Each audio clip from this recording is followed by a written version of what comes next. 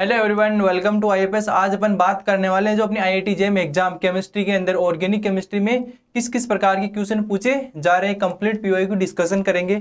अब पीओआईक्यू कब से कब तक के करेंगे? 2005 से लेकर 2025 तक जो भी अपनी आईआईटी जेईई एग्जाम में क्वेश्चन पूछे गए उनके बारे में कंप्लीट डिस्कशन किया जाएगा। देखिए, सबसे पहले क्वेश्चन क्या पूछा गया, आप आफ्टर द फॉलोइंग इंटरचेंजिंग, ठीक है, of the group in the Fischer projection of 2 bromo butane the configuration of X and Y. आपको कॉन्फ़िगरेशन एक्स एंड वाई का कॉन्फ़िगरेशन आपसे पूछा गया है। देखिए, इनका कॉन्फ़िगरेशन कैसे निकालेंगे अपन। मैं डायरेक्ट एक्स का निकाल सकता हूँ। देखो, मेरे को सबसे जिसका एटॉमिक नंबर ज़्यादा होगा मेरे को उसको सबसे पहले प्रायोरिटी देनी पड़ेगी। तो एक नंबर ये हो गया, क्या एक नंबर, 2 नंबर, 3 और 4। अब आपको पता है फीचर फॉर्म कैसे प्रेजेंट होती है। देखो, ये ग्रुप तो कैसे होते हैं, हॉरिजॉन्टल, ठीक है। अबोव से मैं बोल सकता हूँ यहाँ पर 4 होगा, यहाँ पर क्या होगा 1 होगा। और ये ग्रुप कैसे होते हैं, बिलो, वर्टिकल। यहाँ पर 3 हो गया और यहाँ पर कौन हो गया, 2 हो गया। अब आपको पता है अगर मैं रोटेशन करूँ कैसे, 1 से 2, 2 से 3। अब देखो चल कैसे रहा हूँ मैं, क्लॉकवाइज चलता हूँ। तो मैं कैसे किस प्रकार का कॉन्फ़िगरेशन मिलेगा मेरे को, यहाँ पर मेरे को आर कॉन्फ़िगरेशन मिलेगा। लेकिन देखो 4 प्रायोरिटी कैसी है, अबव में है। अगर 4 प्रायोरिटी अबव में होगी तो इसका कॉन्फ़िगरेशन चेंज होगी, किस में कन्वर्ट हो जाएगा, एस में चेंज हो जाएगा। मतलब इसका कॉन्फ़िगरेशन क्या होगा, एस कॉन्फ़िगरेशन होगा। अब देखो आगे देखो, अब आपको पता है, अगर आपको थोड़ा बहुत आइडिया होगा, अगर आपने इसका कॉन्फ़िगरेशन निकाल लिया तो सेकंड वाले का कॉन्फ़िगरेशन निकालने की आपको जरूरत भी नहीं। देखो एक बार इसका कॉन्फ़िगरेशन निकाल के बताता हूँ आपको। देखो 1 इसको बोलूँगा मैं, 1, 2, 3 और 4। अब जैसे ही क्या होगा, 1 से 2, 2 से 3 एंड 3 से 4। रोटेशन कैसे चल रहा हूँ, एंटी क्लॉकवाइज। तो कॉन्फ़िगरेशन क्या होना चाहिए, एस। लेकिन 4 प्रायोरिटी फिर से अबव में रहेगी तो इसका कॉन्फ़िगरेशन चेंज होगा, किस में कन्वर्ट होगा, आर में। तो इसका एस कॉन्फ़िगरेशन होगा और इसका आर कॉन्फ़िगरेशन मेरे को देखने को यहाँ पर मिलेगा। तो देखिए, आप ऐसे भी डिफाइन कर सकते हो। देखो, इसमें 2 एटम की पोजीशन चेंज कर रही है। अगर 2 एटम की पोजीशन क्या होती है, चेंज होती है, तो कॉन्फ़िगरेशन भी चेंज होता है। अगर 3 एटम की पोजीशन चेंज होती है तो कॉन्फ़िगरेशन क्या रहता है, सेम रहता है, ठीक है। आप इसके बेसिस पे भी आइडिया लगा सकते हो। इसका एस होगा तो इसका क्या होगा, आर होगा, ठीक है। तो अक्स का कॉन्फ़िगरेशन क्या होगा, एस, और वाई का कॉन्फ़िगरेशन क्या होगा, आर कॉन्फ़िगरेशन अपने को देखने को मिला है। तो करेक्ट आंसर क्या होगा, ऑप्शन नंबर 3 इसका करेक्ट आंसर होगा।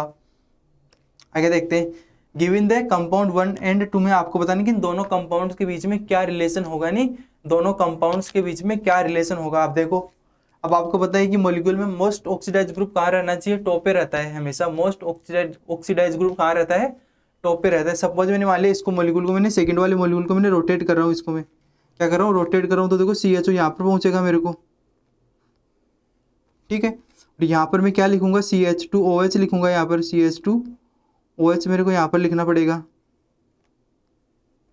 ठीक है।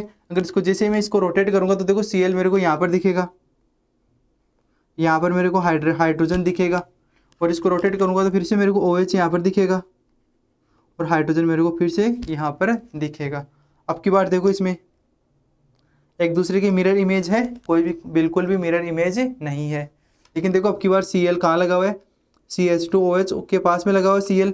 अब की बार एल्डिहाइड के पास में लगा हुआ है Cl। मैं बोल सकता हूँ कि एटम टू एटम कनेक्टिविटी क्या है, यहाँ पर डिफरेंट है। अगर atom to atom connectivity different होगी तो इस प्रकार के आइसोमर को बोलते हैं कॉन्स्टिट्यूशनली आइसोमर। मतलब इस करेक्ट आंसर क्या होगा, ऑप्शन नंबर 4 होगा। यानी एटम टू एटम कनेक्टिविटी अगर डिफरेंट होगी तो इस प्रकार के आइसोमर को बोलते हैं कॉन्स्टिट्यूशनल आइसोमर, ठीक है। तो चलिए आगे देखते हैं, which one of the following compound is optical active. ऐसा कंपाउंड होगा जो ऑप्टिकल एक्टिव होगा, जिसके अंदर कोई प्लेन ऑफ सिमेट्री नहीं होगी, कोई सेंटर ऑफ सिमेट्री नहीं होगी।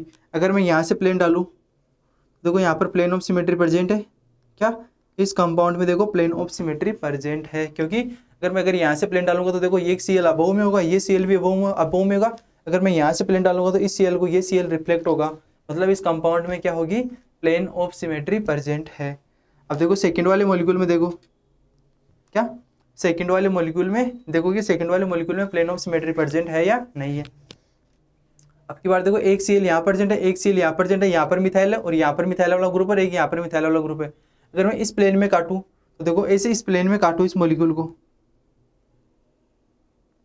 अगर मैं इस मॉलिक्यूल को इस प्लेन में काटूं, देखो ये CH3 ये CS ये ग्रुप और ये कार्बन दोनों एक दूसरे को रिफ्लेक्ट होंगे, मतलब यहाँ पर भी क्या होगी प्लेन ऑफ, देखो यहाँ पर प्लेन ऑफ सिमेट्री होगी तो ये कंपाउंड कैसा होगा ऑप्टिकल इनएक्टिव, यहाँ पर भी प्लेन ऑफ सिमेट्री प्रेजेंट होगी तो ये कंपाउंड कैसा होगा ऑप्टिकल इनएक्टिव। आपको क्या पूछा गया ऑप्टिकल एक्टिव कंपाउंड।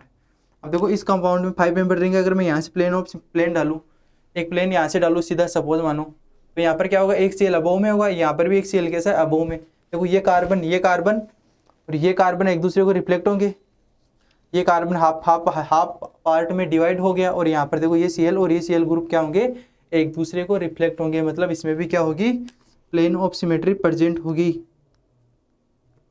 ये कंपाउंड भी कैसा होगा ऑप्टिकल इनएक्टिव ये कंपाउंड होगा। आगे बात करें, अब देखो अगर मैं यहाँ से प्लेन डालूँ तो यहाँ पर प्लेन डालना कोई पॉसिबल होगा क्या, एक CL कैसा है बिलो में, एक CL कैसा है अबोव में। अब देखो जैसे प्लेन डालूंगा तो CL बिलो वाला CL अबोव वाले CL से कैसे रिफ्लेक्ट होगा, मतलब यहाँ पर प्लेन ऑफ सिमेट्री नहीं होगी। मैं बोल सकता हूँ कि यहाँ पर नो प्लेन ऑफ सिमेट्री। तो अगर जिस मॉलिक्यूल के अंदर प्लेन ऑफ सिमेट्री प्रेजेंट नहीं होती तो ये कंपाउंड कैसा होता है ऑप्टिकल एक्टिव और कायरल मॉलिक्यूल,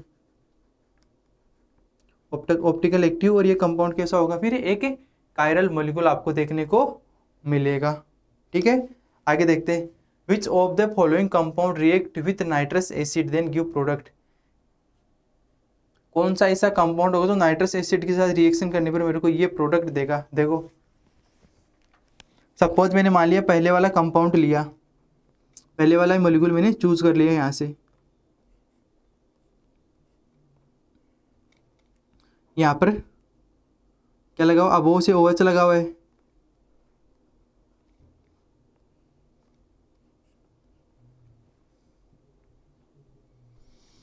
ठीक है। यहाँ पर क्या दे रखा है NH2,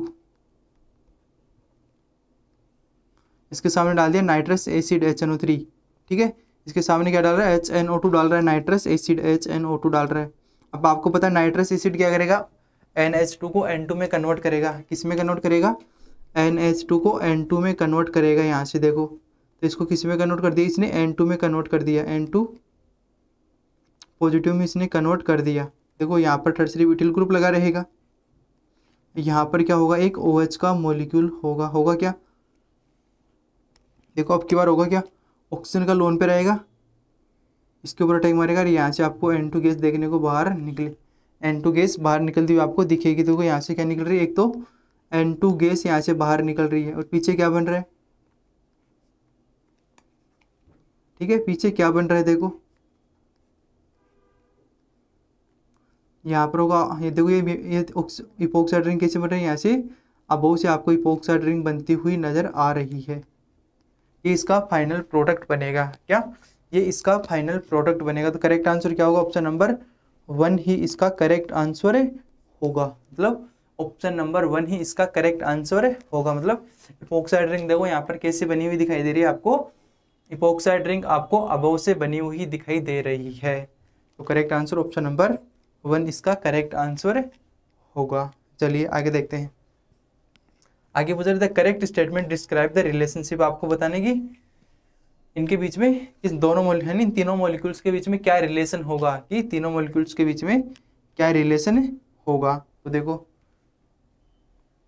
x Y and Z, देखो क्या बोल रहा है X and Y are resonance structure, X and Y are resonating structure, क्योंकि देखो ये नेगेटिव चार्ज इधर शिफ्ट होगा, क्या ये नेगेटिव चार्ज इधर शिफ्ट होगा और यहाँ पर फिर से नेगेटिव चार्ज बनेगा, मतलब मैं बोल सकता हूँ ये क्या है एक दूसरे की रेजोनेटिक स्ट्रक्चर है, ठीक है। एक्स एंड वाई आर क्या है रेजोनेटिक स्ट्रक्चर है,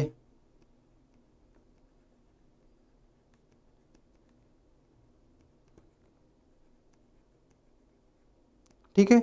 आगे देखो एंड जे आर टोटोमर, अब टोटोमर में क्या होता है एटम टू एटम कनेक्टिविटी क्या होती है डिफरेंट होती है। अब देखो टोटोमर कैसा बनेगा इसका, अगर इसका इस मॉलिक्यूल का अगर मैं टोटोमर बनाना चाहूँ तो मैं कैसे लिखूँ इसको, देखो R2 C and double bond O और यहाँ पर क्या रहेगा O नेगेटिव, इसके ऊपर क्या रहेगा एक पॉजिटिव चार्ज रहेगा और यहाँ पर क्या रहेगा एक हाइड्राइड आयन रहेगा। अब की बार देखो टोटोमर में क्या होता है एटम टू एटम कनेक्टिविटी क्या होती है, डिफरेंट होती है, और रेजोनेंस में क्या होता है, atom to atom connectivity same रहती है। तो देखो अब की बार ये हाइड्राइड आयन इधर शिफ्ट होगा और यहाँ पर आपको एक एल्कोहल का मॉलिक्यूल बनता हुआ नजर आएगा। जैसे यहाँ पर एक एल्कोहल का मॉलिक्यूल बनेगा तो पीछे क्या बनेगा, R2 C double bond N O minus, और यहाँ पर क्या रहेगा, सॉरी यहाँ पर क्या हो जाएगा, OH आके अटैच हो जाएगा, मतलब यहाँ पर क्या रहेगा OH, यहाँ पर क्या रहेगा O नेगेटिव, और इसके ऊपर क्या रहेगा, एक पॉजिटिव चार्ज रहेगा, इसके ऊपर क्या रहेगा, एक पॉजिटिव चार्ज रहेगा। देखो एटम टू एटम कनेक्टिविटी क्या होगी, डिफरेंट होगी। अब देखो ये स्ट्रक्चर कैसी एक दूसरे के टोटोमर है, कैसी है, टोटोमर है। अब की बार देखो यहाँ पर देखो ये हाइड्रोजन पहले किस पे था, कार्बन पे, अब की बार आके कहाँ पर अटैच हो गया, ऑक्सीजन के ऊपर आकर ये अटैच हो गया। मैं बोल सकता हूँ X and Y are resonating structure, बिल्कुल रेजोनेटिक स्ट्रक्चर, क्योंकि यहाँ पर कोई atom to atom connectivity change नहीं हुई है, सिर्फ चार्ज का डीलोकलाइजेशन है। एक प्रकार से बोल सकता हूँ कि पाई बॉन्ड का यहाँ पर डीलोकलाइजेशन होता हुआ आपको नजर आया है। तो ये इसका करेक्ट आंसर होगा। आगे क्या बोल रहा है, X and Y are tautomer, X and Y are tautomer, नहीं भाई टोटोमर सही, बिल्कुल सही है, टोटोमर नहीं होगा भाई, एक दूसरे के रेजोनेटिक स्ट्रक्चर है। X and Y J are resonating structure, बिल्कुल सही, बिल्कुल नहीं होगी। X Y and J are all tautomer, बिल्कुल भी सही नहीं होगा। तो ऑप्शन नंबर 4 भी कैंसिल आउट हो गया।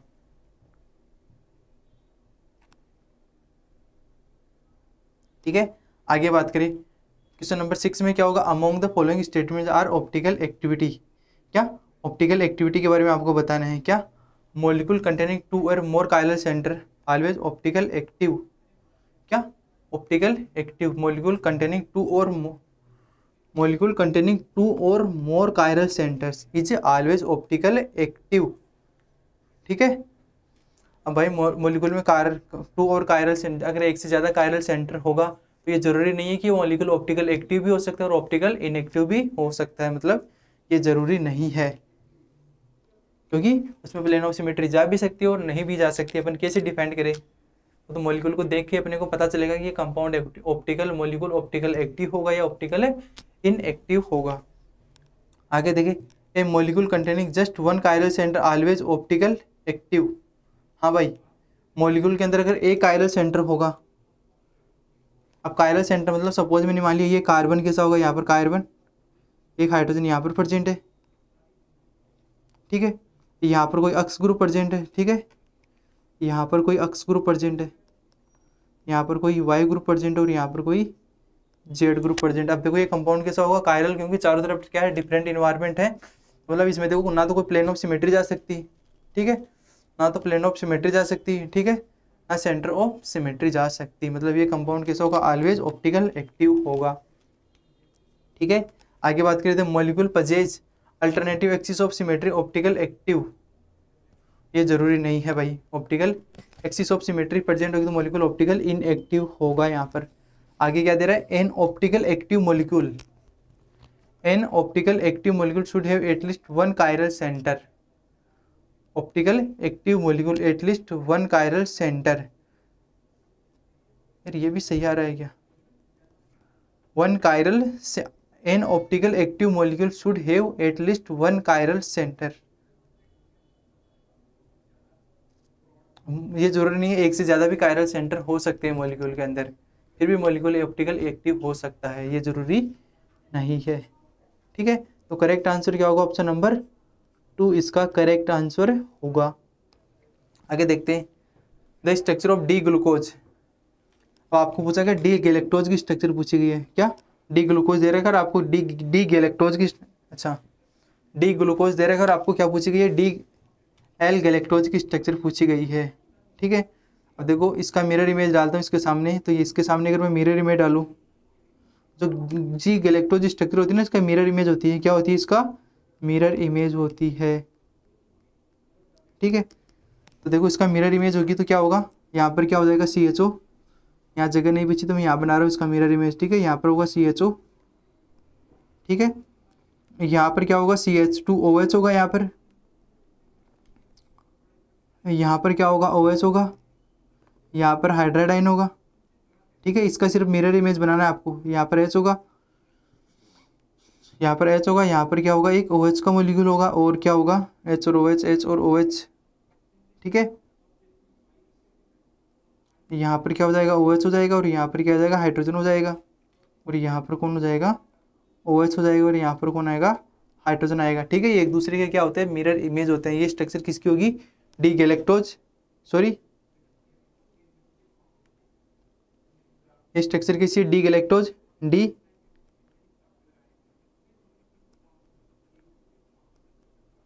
गैलेक्टोज, और ये स्ट्रक्चर किसी डी एल गैलेक्टोज। ठीक है, एल गैलेक्टोज क्या होगी, एल गैलेक्टोज, एक दूसरे के क्या होंगे, मिरर इमेज होंगे।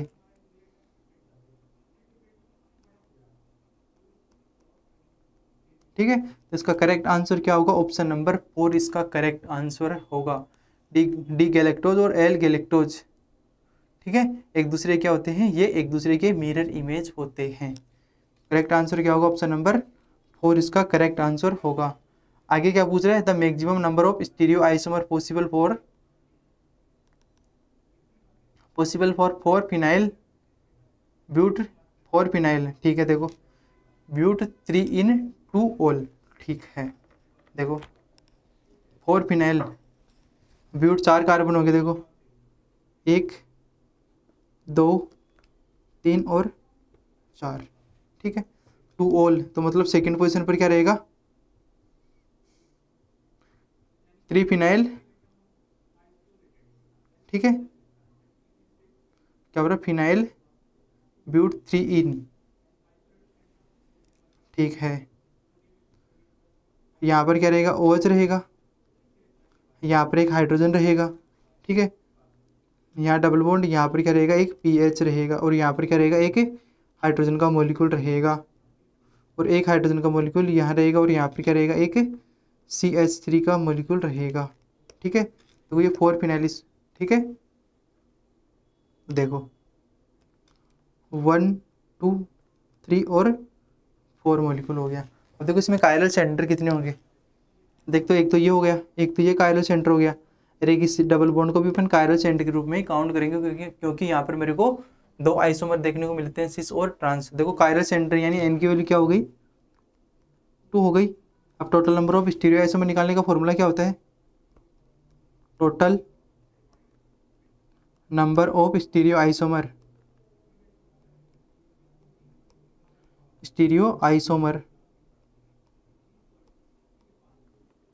इसको निकालने का फॉर्मूला होता है 2 की पावर n होगा। तो देखो 2 × 2 की पावर 2, टोटल क्या हो गए, 4 हो गए। ठीक है, अब 4 कौन कौन से होंगे, देखो एक बार सिस हो सकता है, क्योंकि ये कार्बन क्या हो सकता है, एक बार ये एल्किन क्या हो सकती है, या तो एक बार सिस भी हो सकती है, एक बार ट्रांस हो सकती है यहाँ से।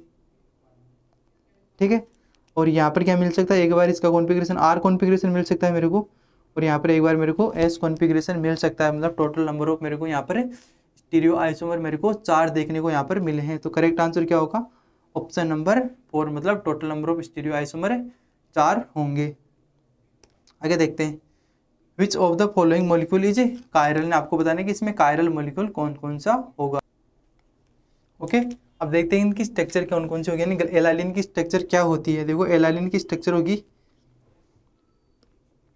यहाँ C डबल बॉन्ड O रहेगा, और यहाँ पर क्या रहेगा, OH का मॉलिक्यूल रहेगा, और यहाँ पर क्या रहेगा, एक NH2 ग्रुप रहेगा, यहाँ पर क्या रहेगा, एक NH2 ग्रुप रहेगा। ये स्ट्रक्चर किसकी होगी, एलानिन की होगी, किसकी होगी, एलानिन की होगी। ठीक है, आगे बात करें ग्लाइसिन की स्ट्रक्चर क्या होगी, क्या ग्लाइसिन की स्ट्रक्चर क्या होगी। अब देखो ग्लाइसिन की स्ट्रक्चर कैसे निकालेंगे अपन,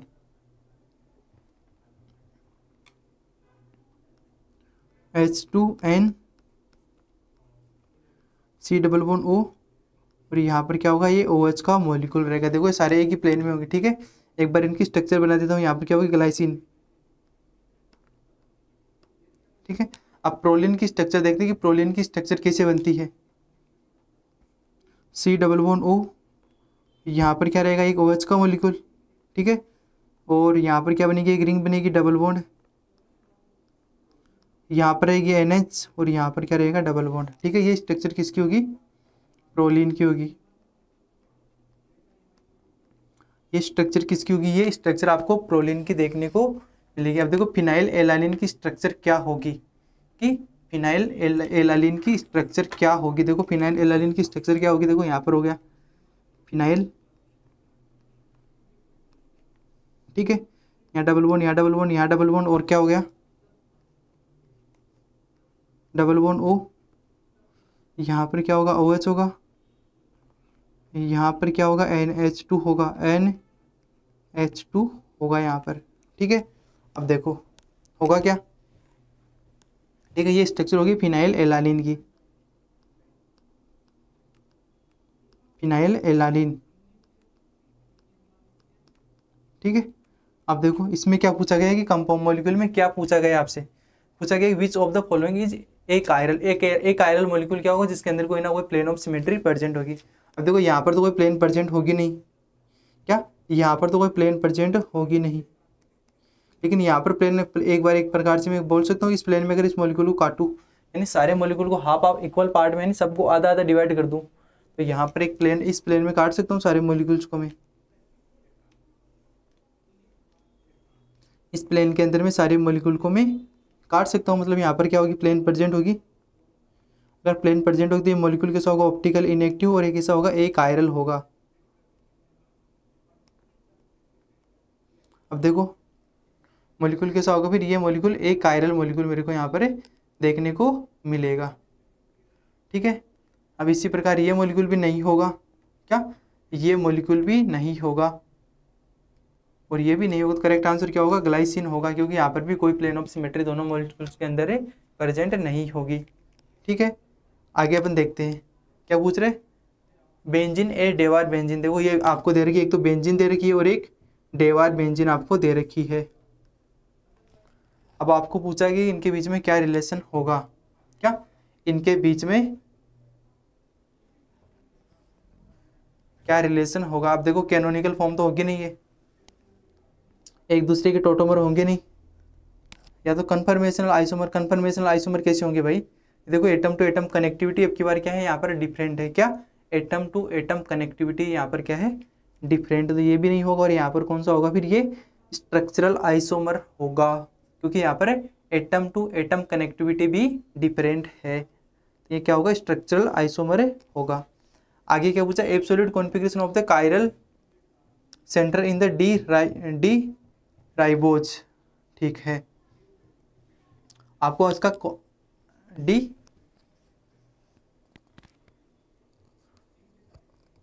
इसका आपको कॉन्फ़िगरेशन निकालना है, ठीक है। ये हो गया 1, इसको बोल दिया मैंने 2, 3, 4 और 5।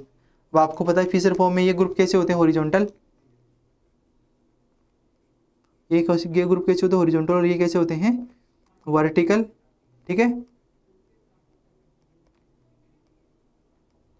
ये ग्रुप कैसे होंगे हॉरिजॉन्टल, और वो कैसे होंगे वर्टिकल, ठीक है।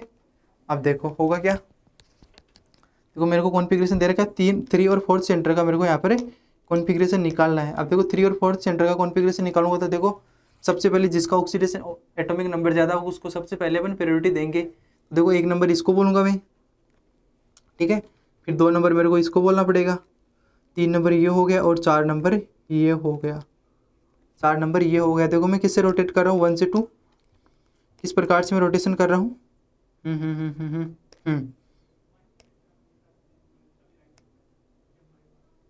देखो मेरे को रोटेशन करना पड़ेगा 1 से 2, 2 से 3, ठीक है।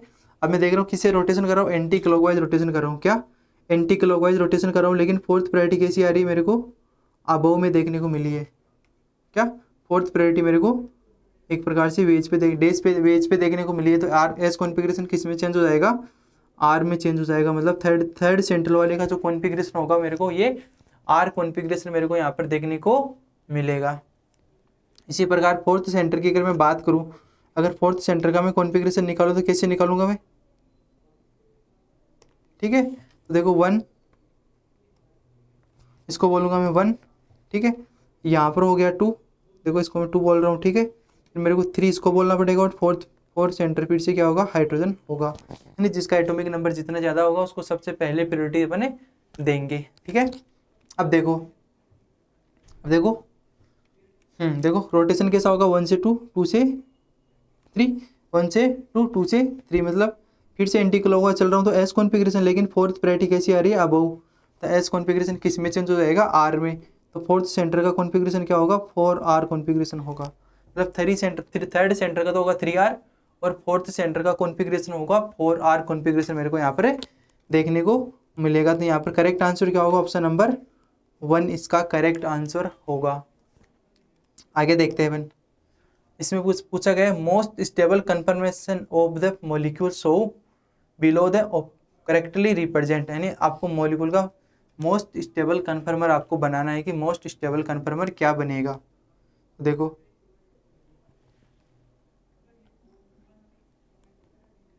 मोस्ट स्टेबल कन्फर्मर इस मॉलिक्यूल का मैं कैसे बनाऊंगा, तो देखो कैसे बना सकता हूँ इसको। अगर ठीक है, अगर इस मॉलिक्यूल को मैं ऐसे रोटेट करूँगा, ऐसे लिख दूँ, इसको थोड़ा सा रोटेट करके ऐसे लिख दूँ सपोज मानो, क्योंकि देखो सब जगह क्या कर रखा है, जो आइसोप्रोपिल ग्रुप है इसको अबोव में बना रखा है। देखो यहाँ पर भी अबोव में, यहाँ पर भी अबोव में, मतलब इसमें कुछ ना कुछ उन लोगों ने कुछ ना कुछ छेड़खानी की इस मॉलिक्यूल के अंदर। तो देखो इस मॉलिक्यूल को मैं ऐसे लिख देता हूँ आपको, मॉलिक्यूल को क्या किया है उन्होंने, रोटेट किया है यहाँ पर। देखो अगर इसको मैं अबोव में लिखूँ, कैसे, ये बिलो में था तो ये ग्रुप कैसा दिखेगा मेरे को, यहाँ पर देखो अबोव में दिखेगा यहाँ पर। ठीक है, मैंने इस मॉलिक्यूल को ऐसे लिख दिया, कोई दिक्कत होगी, कोई भी दिक्कत नहीं होगी, कोई भी प्रॉब्लम यहाँ पर नहीं होगी। अब देखो जस्ट पड़ोस में, अब जस्ट पड़ोस में OH कैसा गया, बिलो, OH कैसा गया यहाँ पर बिलो, और एक कार्बन छोड़ के फिर मिथाइल ग्रुप होगा, वो कैसा आएगा फिर अबोव होगा। तो यहाँ पर ये मिथाइल ग्रुप भी बिलो, मतलब क्या होगा, मॉलिक्यूल को मैं जैसे ही रोटेट करूंगा तो अबोव वाला बिलो में चला जाएगा और बिलो वाला अबोव में आ जाएगा। ठीक है, इसमें यही दे रखा है। तो देखो होगा क्या, अब इसको मैं चेयर फॉर्म में कन्वर्ट करूँ, तो आपको पता है कि बल्कि ग्रुप को मेरे को क्या रखना है, इक्विटोरियल पे, क्योंकि हमेशा बल्कि ग्रुप क्या होता है, इक्विटोरियल पे मोर स्टेबल होता है, क्योंकि लेस रिपल्सन लगता है। इसके बाद क्या होगा, बल्कि ग्रुप को मैंने इक्विटोरियल पे रख दिया, फिर OH ग्रुप, अगर OH ग्रुप को मैं इक्वेटोरियल पे रखूँ, ठीक है, मैं OH को यहाँ पे भी रख सकता हूँ। ठीक है, OH को मैं यहाँ पे भी रख सकता हूँ। देखो OH को मैं यहाँ पर रख सकता हूँ, किसी प्रकार का यहाँ पर भी 1,3 डाइएक्सियल रिपल्सन कुछ भी नहीं लगेगा। और मिथाइल को क्या रखना पड़ेगा, फिर से मेरे को यहाँ पर बिलो में रखना पड़ेगा, क्योंकि यहाँ पर OH बिलो में है। देखो यहाँ पर OH को अबोव में दे रखा है, खत्म। यहाँ पर OH को अबोव में दे रखा है, खत्म। यहाँ पर मिथाइल और मिथाइल, देखो यहाँ पर मिथाइल को क्या दे रखा है, अबोव में दे रखा है। भाई मिथाइल अबोव से नहीं होगा, भाई मिथाइल कैसे होगा, बिलो से होगा। तो करेक्ट आंसर क्या होगा, ऑप्शन नंबर 4 इसका करेक्ट आंसर होगा, क्योंकि मिथाइल भी बिलो में हो गया, ये OH भी बिलो में हो गया। यहाँ पर देखो तो आइसोप्रोपिल ग्रुप था, ये कैसा है, अबोव में है। तो इसका करेक्ट आंसर क्या होगा, ऑप्शन नंबर 4 इसका करेक्ट आंसर होगा। ठीक है, आगे देखते हैं। The energy profile diagram of the corresponding 1,2 dihydroxy ethane, देखो 1,2 डाईहाइड्रोक्सी इथेन का मॉलिक्यूल क्या होगा, देखो ये मॉलिक्यूल होगा CH2 और यहाँ पर क्या रहेगा, मेरे को यहाँ पर एक OH का मॉलिक्यूल देखने को मिलेगा। यहाँ पर क्या रहेगा, OH, और यहाँ पर भी क्या रहेगा, एक OH का मॉलिक्यूल रहेगा। ठीक है, तो अब देखो बनेगा क्या, सबसे पहले, ठीक है, सबसे पहले क्या होगा,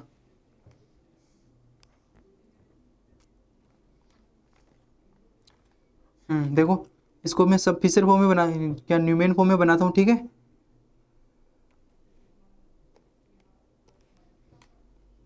सपोज मैंने मान लिया यहाँ पर एक OH का मॉलिक्यूल होगा, फ्रंट वाले कार्बन को ले रहा हूँ। ठीक है, इस कार्बन को ले रहा हूँ मैं। ठीक है, यहाँ पर क्या होगा, हाइड्रोजन का मॉलिक्यूल होगा, यहाँ पर क्या होगा, हाइड्रोजन का मॉलिक्यूल होगा, और यहाँ पर क्या होगा, फिर से इसके पीछे बैक में क्या होगा, OH का मॉलिक्यूल होगा, यहाँ पर हाइड्रोजन का मॉलिक्यूल होगा। क्योंकि देखो फ्रंट वाले कार्बन, इसको मैं फ्रंट बैक वाला कार्बन मार रहा हूँ। ठीक है, अब इसको मैं क्या कर रहा हूँ, 60 डिग्री रोटेट कर रहा हूँ। यहाँ से मैं इसको 60 डिग्री रोटेशन कर रहा हूँ इसका। जैसे ही मैं यहाँ पर इसका 60 डिग्री रोटेशन करूँगा तो मेरे को कैसा मॉलिक्यूल दिखेगा, देखो ये फ्रंट वाला मॉलिक्यूल कार्बन हो गया। ठीक है, इस पर कौन कौन से ग्रुप अटैच है, फ्रंट वाले को एज इट इज, बैक वाले को मैं क्या कर रहा हूँ, रोटेट कर रहा हूँ।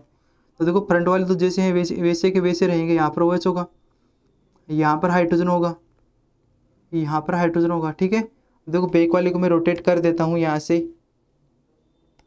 देखो ये क्या होगी, यहाँ पर जैसे इसके बैक में पहुँचा मैं, तो बैक में पहुँचा तो देखो यहाँ पर क्या होगा, गॉस फॉर्म बनी इसकी OH, यहाँ पर हाइड्रोजन रहेगा और एक हाइड्रोजन यहाँ रहेगा। क्या देखो इस ये कौन सी फॉर्म थी इसकी, एक्लिप्स फॉर्म। ठीक है, ये कौन सी फॉर्म थी इसकी, एक्लिप्स फॉर्म। ठीक है, फिर से इसको मैं रोटेट कर रहा हूँ 60 डिग्री, दिख जाएगा। देखो इसको मैं 60 डिग्री फिर से रोटेट कर रहा हूँ। अगर मैं इस मॉलिक्यूल को जैसे ही मैं 60 डिग्री रोटेट करूँगा तो मेरे को ये कैसा दिखेगा,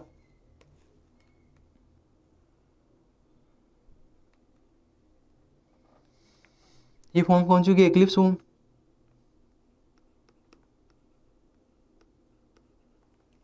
ये कौन सी होगी, गॉस फॉर्म। और यहाँ पर क्या होगा, देखो फ्रंट वाला कार्बन एज इट इज रहेगा, यहाँ पर रहेगा OH का मॉलिक्यूल,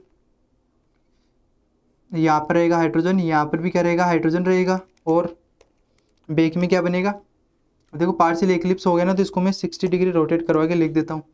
यहाँ पर क्या रहेगा, एक OH का मॉलिक्यूल रहेगा, यहाँ पर क्या रहेगा, एक हाइड्राइड आयन का मॉलिक्यूल, और यहाँ पर भी क्या रहेगा, एक हाइड्राइड आयन का मॉलिक्यूल, यानी पार्शियली एक्लिप्स, पार्शियली एक्लिप्स।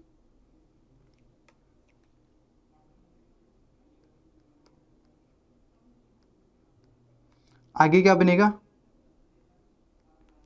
फिर से इसको मैं 60 डिग्री रोटेट कर रहा हूँ यहाँ से। क्या, फिर से इसको मैं 60 डिग्री रोटेट कर रहा हूँ। जैसे ही मैं इस मॉलिक्यूल को 60 डिग्री रोटेट करूँगा तो देखो फिर से मेरे को ये मॉलिक्यूल कैसा दिखेगा,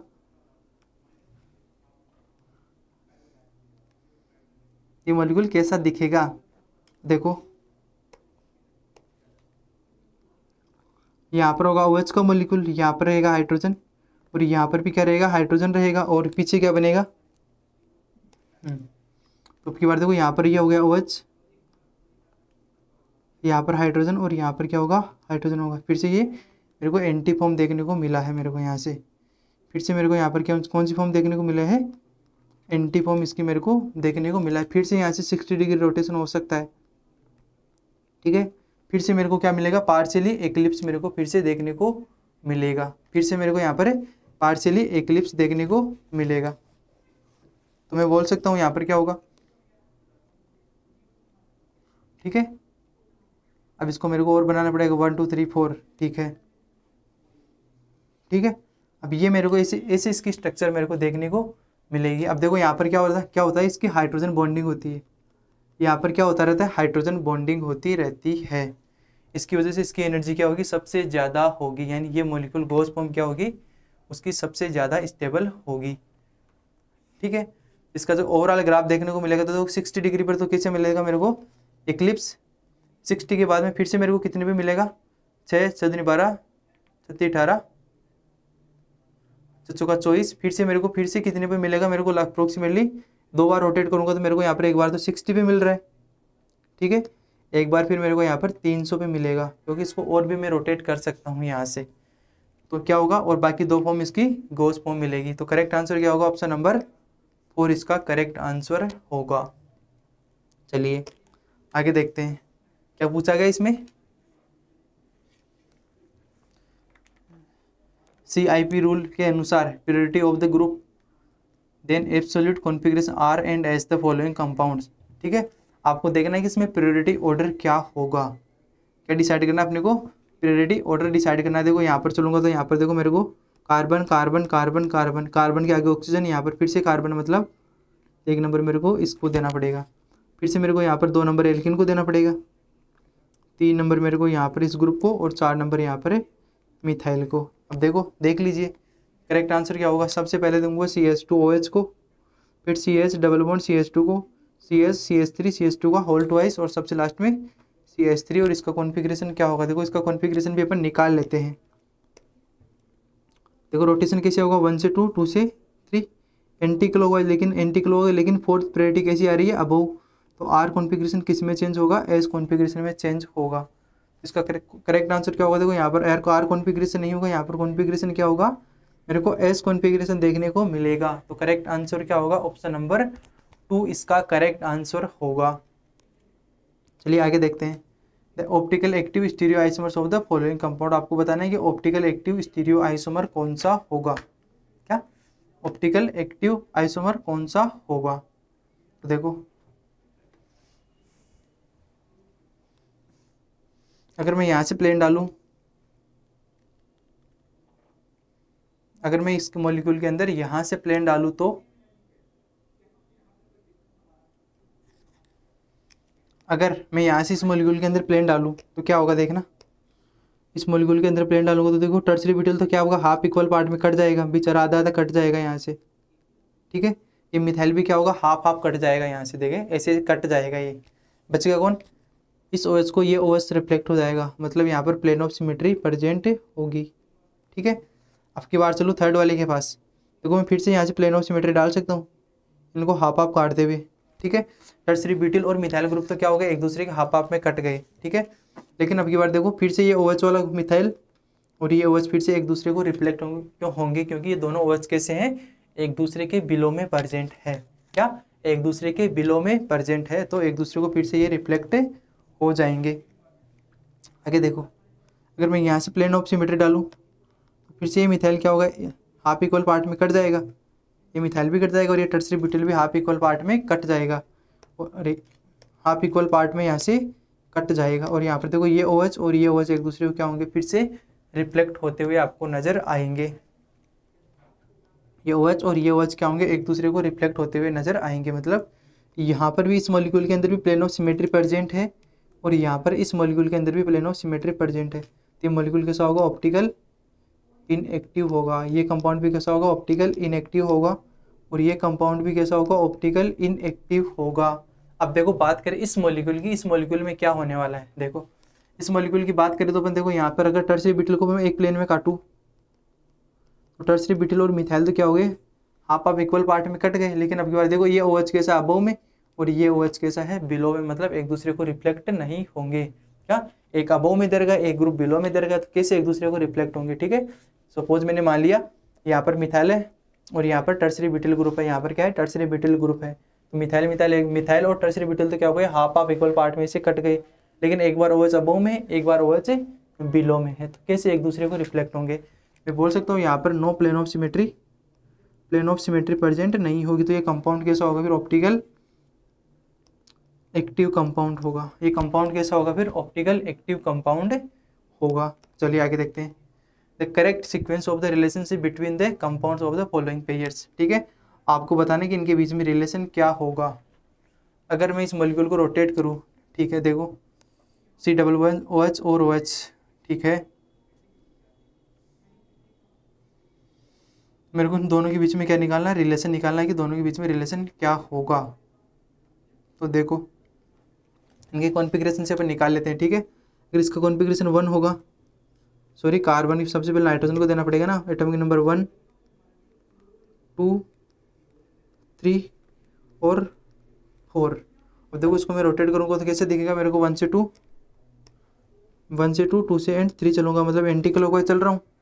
लेकिन फोर्थ प्रायोरिटी कैसी आ रही है, अबव, तो एस कॉन्फ़िगरेशन किस में चेंज हो जाएगा, आर कॉन्फ़िगरेशन में चेंज हो जाएगा। मतलब एंटी क्लॉकवाइज रोटेशन करूँगा तो एस कॉन्फ़िगरेशन आर कॉन्फ़िगरेशन में चेंज हो जाएगा।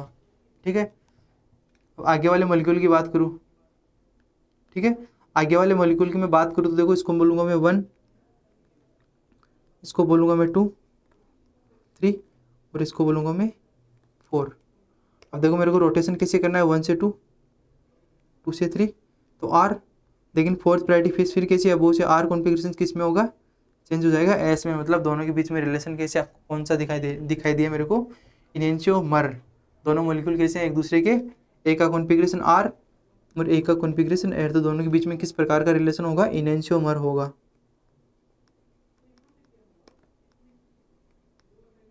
दोनों के बीच में क्या रिलेशन मेरे को देखने को मिला है, इनेंशियोमर। मेरे को यहाँ पर कॉन्फ़िगरेशन देखने को, रिलेशन देखने को मिला है। सपोज मैंने मान लिया इस मॉलिक्यूल और मॉलिक्यूल के बीच में क्या रिलेशन होगा, तो देखो यहाँ पर CH2 और CH2, यहाँ पर CH3 और यहाँ पर CH3। अगर सपोज मैंने मान लिया एक मॉलिक्यूल को रोटेट कर दिया, सपोज मैंने माना कि इस मॉलिक्यूल को एक बार मैं रोटेट कर रहा हूँ, ठीक है, क्या इस मॉलिक्यूल को मैं एक बार रोटेट कर रहा हूँ। अब मेरे को रोटेट करने के बाद मेरे को ये कंपाउंड कैसा दिखेगा, तो देखो सपोज मैंने मान लिया इसको CH2 और यहाँ पर मैंने CH3 लिख दिया, यहाँ पर क्या हो जाएगा, एक CH3 का मॉलिक्यूल हो जाएगा। ठीक है, तो यहाँ पर क्या होगा, हाइड्रोजन हो जाएगा। यहाँ पर मेरे को ब्रोमीन देखने को मिला है, फिर से इसको रोटेट करूँगा। ठीक है, फिर से मैं इस मॉलिक्यूल को रोटेट करूँगा तो मेरे को, सॉरी, अच्छा इसको ऐसे रोटेट किया ना मैंने, तो यहाँ पर कौन हो जाएगा, हाइड्रोजन। और यहाँ पर मेरे को ब्रोमीन देखने को मिला है, और फिर से इसको रोटेट करूँगा तो मेरे को यहाँ पर ब्रोमीन और यहाँ पर हाइड्रोजन देखने को मिला है। देखो रोटेशन के बाद मेरे को दोनों मॉलिक्यूल कैसे दिखाई दे रहे हैं, मेरे को ये दोनों कंपाउंड मेरे को सेम दिखाई दे रहे हैं। सेम होगा तो दोनों के बीच में क्या रिलेशन होगा, आइडेंटिकल। दोनों के बीच में क्या रिलेशन होगा, आइडेंटिकल होगा। मतलब एक का होगा इनेंशियोमर पहले वाला, सेकंड वाला होगा आइडेंटिकल, मतलब ये भी गया और दो ऑप्शन की पॉसिबिलिटी ये भी कैंसिल आउट हो गया। अब थर्ड वाले मॉलिक्यूल के बीच में रिलेशन निकालते हैं कि क्या रिलेशन होगा। अब देखो होगा क्या, देखो इसको पीएच को फिर से इन्होंने क्या कर रखा है, अबोव कर रखा है, तो इसको मैं रोटेट कर लेता हूँ एक बार। अगर मैं इसको रोटेट करूँगा तो मेरे को ये कंपाउंड कैसा दिखेगा, अगर मैं इसको रोटेट करूँगा तो मेरे को ये कंपाउंड कैसा दिखेगा। तो यहाँ पर क्या रहेगा, पीएच का मॉलिक्यूल, यही दिखा रहा हूँ, यहाँ पर क्या रहेगा, पीएच का मॉलिक्यूल, इसको रोटेट कर रहा हूँ। ठीक है, तो यहाँ पर क्या हो जाएगा, CH3 का मॉलिक्यूल रहेगा। अब देखो इसको रोटेट करूँगा तो देखो यहाँ वाला कहाँ पर पहुँच जाएगा, यहाँ पर हाइड्रोजन आ जाएगा, यहाँ पर कौन आ जाएगा, OH का मॉलिक्यूल मेरे को यहाँ पर देखने को मिलेगा। यहाँ पर मिलेगा मेरे को NH2 का मॉलिक्यूल, और यहाँ पर क्या मिलेगा मेरे को, एक हाइड्राइड आयन का मॉलिक्यूल मेरे को देखने को मिला है। देखो अब की बार देखो यहाँ देखो ये कौन, इसका इस सेंटर और ये सेंटर का दोनों का कॉन्फ़िगरेशन क्या रहेगा, सेम रहेगा। लेकिन अब की बार देखो एक बार OH लेफ्ट में और एक बार OH राइट में, मतलब इनका कॉन्फ़िगरेशन क्या होगा, इनका कॉन्फ़िगरेशन क्या रह रहा है, सेम, और इनका कॉन्फ़िगरेशन मेरे को यहाँ पर है, और इन दोनों का मेरे को यहाँ पर कॉन्फ़िगरेशन चेंज देखने को मिलेगा। ठीक है, यहाँ पर क्या हो रहा है, चेंज हो रहा है। तो दोनों के बीच में रिलेशन कैसा होगा, फिर डाया स्टीरियोमर होगा, डाया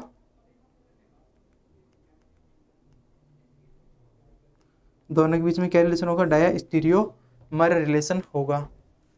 देखो इसको भी एक बार, इस कंपाउंड को भी एक बार रोटेट कर रहा हूँ। ठीक है, रोटेट करूँगा तो मेरे को यहाँ पर CH2 और यहाँ पर मेरे को CH3 देखने को मिला है। यहाँ पर मेरे को क्या मिलेगा, यहाँ पर CH3 मेरे को यहाँ पर देखने को मिलेगा। यहाँ पर क्या रहेगा, ठीक है, अगर इसको जैसे मैं रोटेट करूँगा तो यहाँ पर हाइड्रोजन आएगा, यहाँ पर ब्रोमीन आएगा, और यहाँ पर कौन आएगा, हाइड्रोजन, और यहाँ पर मेरे को क्या मिलेगा देखने को, क्लोरीन का मॉलिक्यूल यहाँ पर देखने को मिलेगा। अब की बार देखो, अब की बार CH3 और Br है, अब की बार CH2 और CH2 CH3, और अब की बार यहाँ पर क्या है, Br है। मतलब एटम टू एटम कनेक्टिविटी यहाँ पर मेरे को डिफरेंट देखने को मिली है। तो दोनों के बीच में रिलेशन कैसा होगा, स्ट्रक्चरल आइसोमर। ठीक है, स्ट्रक्चरल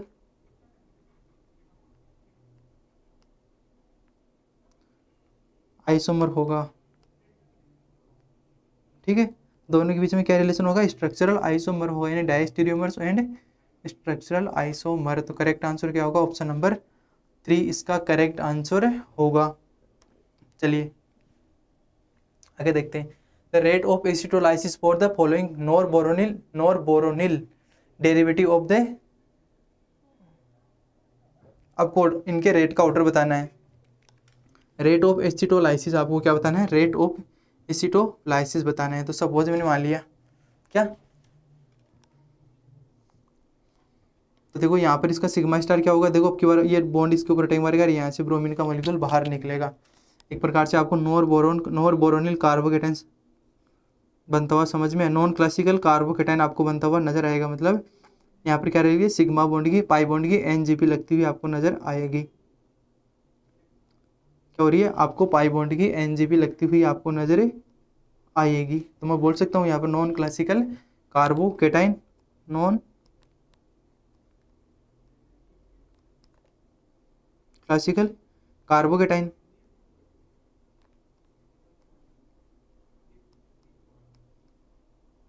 अब आपको पता है जहाँ पर सिग्मा बॉन्ड की NGP लगती है तो उसका सिग्मा क्या होगा, इधर होगा, सिग्मा स्टार क्या होगा, इधर होगा।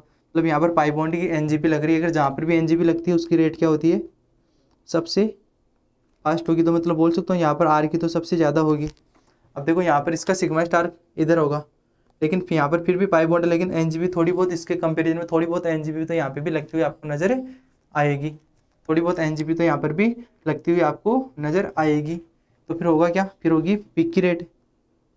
और सबसे लास्ट में देखो ओटीएस के अंदर किसी भी पाई बॉन्ड की एनजीपी नहीं लग रही, किसी भी पाई बॉन्ड की एनजीपी यहाँ पर लगती हुई आपको नज़र नहीं आ रही। तो इसका फिर सबसे लिस्ट होगी क्योंकि रेट होगी, तो सबसे ज़्यादा होगी आर, फिर होगी पी, सबसे ज़्यादा होगी आर की, फिर होगी पी की, और सबसे लिस्ट होगी क्यू की। आर पी और Q, R P and Q. तो करेक्ट आंसर क्या होगा, आर पी एंड क्यू। तो करेक्ट आंसर क्या होगा, ऑप्शन नंबर 1 इसका करेक्ट आंसर होगा।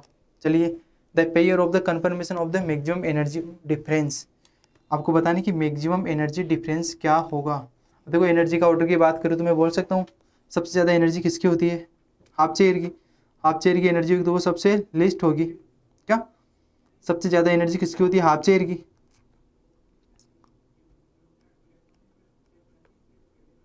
एनर्जी का ऑर्डर लिखूँ तो मैं सबसे ज़्यादा एनर्जी मेरे को देखने को मिलेगी हाफ चेयर की, हाफ चेयर की, ठीक है। फिर होगी मेरे को बोट की, इससे कम होती है ट्विस्ट बोट की, ट्विस्ट बोट की, और सबसे लिस्ट होती है चेयर फॉर्म की। अगर बात करूँ मैं स्टेबिलिटी की, तो सबसे ज़्यादा स्टेबिलिटी होती है सबसे ज़्यादा स्टेबिलिटी होती है चेयर फॉर्म की, सबसे लिस्ट होती है हाफ चेयर की, हाफ चेयर की। फिर होती है बोट, इससे थोड़ी सी ज़्यादा होती है बोट की, ट्विस्ट बोट की, और यहाँ पर किसकी होगी, और यहाँ पर होगी फिर चेयर की, यहाँ पर होगी चेयर फॉर्म की होगी, ठीक है। तो देखो होगा क्या, देखो ये हो गई हाफ चेयर, हाफ चेयर हो गई, और क्या हो गई, ये हो गई।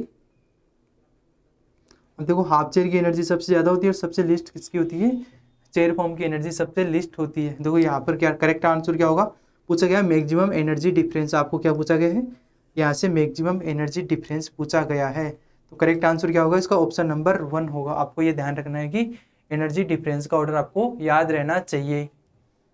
बात करूँ मैं आगे, the correct epimeric pair of the followings, क्या आपको बताना कि कंपाउंड कौन कौन से होंगे जो एपीमर होंगे, क्या एपीमर होंगे।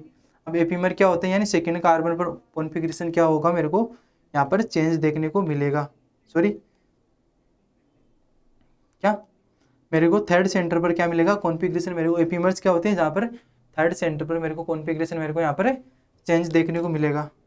देखो तो यहाँ पर तो कोई चेंजेस नहीं हुआ, यहाँ पर भी कोई चेंजेस नहीं हुआ, मतलब ये तो नहीं होंगे दोनों। आर और एस जहाँ पर भी उसको काट दो, आर और एस तो यहाँ पर तो नहीं होंगे।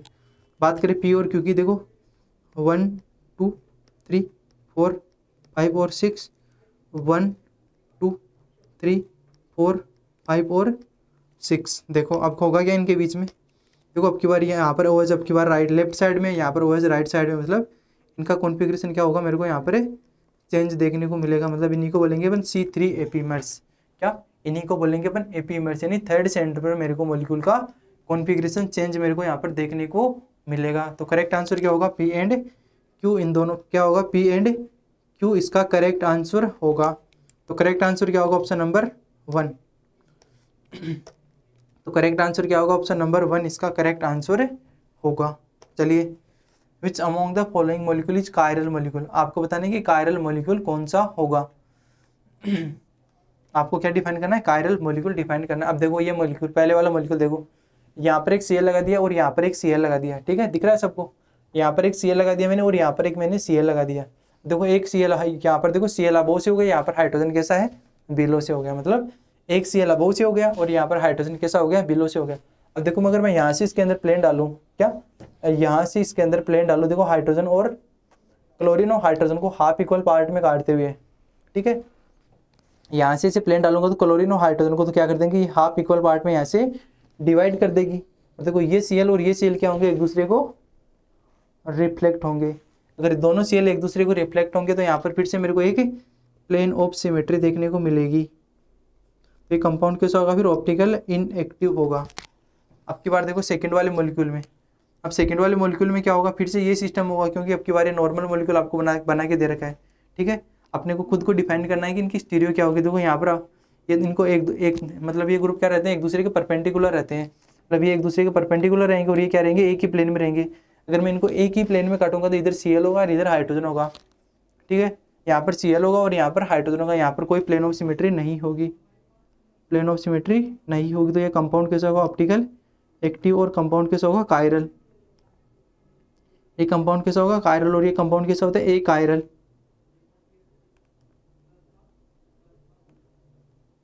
ठीक है, आगे देखते हैं। अगर यहाँ पर भी देखो, यहाँ पर Cl और यहाँ पर भी हाइड्रोजन है। अब की बार देखो फिर से Cl और हाइड्रोजन, सॉरी यहाँ पर कुछ मिस्टेक हुई है इस मॉलिक्यूल के अंदर। देखो यहाँ पर क्या होगा, 1 2 N2 1 2 सारे सेम प्लेन में मेंशन कर रखे हैं, सॉरी सारे इनको एक ही प्लेन में मेंशन कर रखा है। अब की बार अगर एक ही प्लेन में हो तो यहाँ पर फिर से प्लेन ऑफ सिमेट्री चली जाएगी।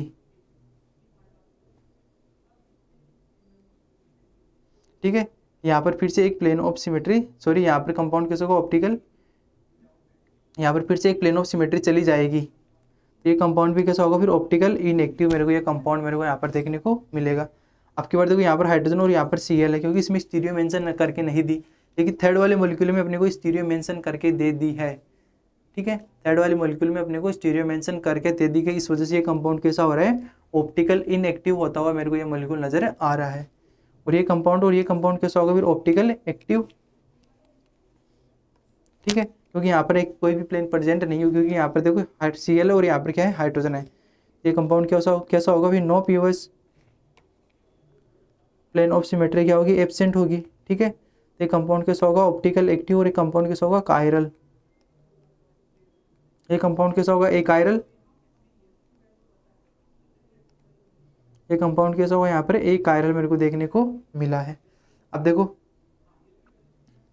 अगर ये देखो एक दूसरे की क्या परपेंडिकुलर, सपोज मैंने मान लिया Cl इसको एक प्लेन में काट दिया, और ये Cl और ये Cl एक दूसरे को क्या हो गए, रिफ्लेक्ट होंगे, क्योंकि हाइड्रोजन और क्लोरीन को मैंने ऐसे काट दिया। और देखो ये Cl और ये Cl कैसे, एक Cl आगे की साइड में, एक साइड पीछे की साइड में से मान लो, तो दोनों Cl क्या हो गए, एक दूसरे को रिफ्लेक्ट हो गए। दोनों Cl क्या हो गए, एक दूसरे को, इस प्लेन में काटूंगा तो दोनों Cl क्या होंगे, एक दूसरे को रिफ्लेक्ट होंगे। मतलब यहाँ पर भी क्या होगा, प्लेन ऑफ सिमेट्री प्रेजेंट होगी। तो ये कंपाउंड कैसा होगा, फिर से ऑप्टिकल इनएक्टिव होगा, और ये कंपाउंड कैसा होगा, ए कायरल होगा। ये कंपाउंड कैसा होगा, ए कायरल। मेरे को ये कंपाउंड मेरे को यहाँ पर देखने को मिला है। अपने यहाँ तक आज मैंने 1 से लेकर 20 तक अपने पीओआई को डिस्कशन कर दिए। आगे वाले पीओआई की मैं नेक्स्ट लेक्चर नंबर 2 में यहाँ पर करने वाला हूँ। Okay, thank you.